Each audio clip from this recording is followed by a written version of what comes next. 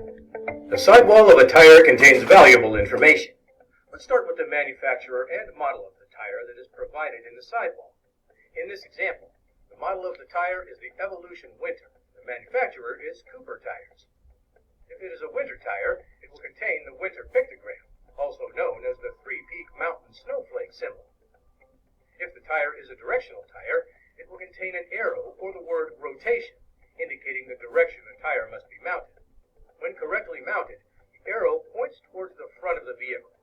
If directional tires are mounted backwards, you won't get the hydroplaning resistance and other performance benefits that the tire is designed to have.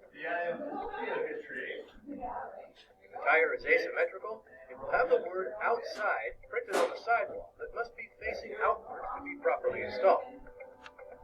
The sidewall also contains information regarding inflation. The maximum inflation indicates maximum load and maximum cold inflation pressures of the tire. On both sides of the tire, you will find the DOT classification. However, only one side will show you the date that the tire was manufactured. The letters in the DOT will indicate where the tire was manufactured, tire size, and the manufacturer's code. The 4 numbers at the end will indicate the date the tire was manufactured.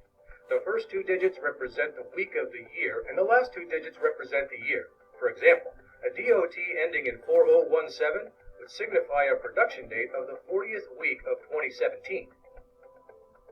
The first number in the size is the overall tire width from sidewall to sidewall.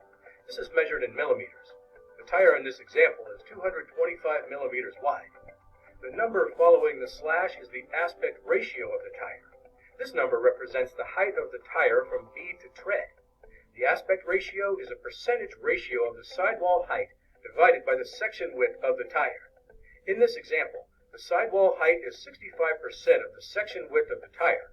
As a result, the tire is given an aspect ratio of 65. The larger the aspect ratio, the larger the sidewall will be.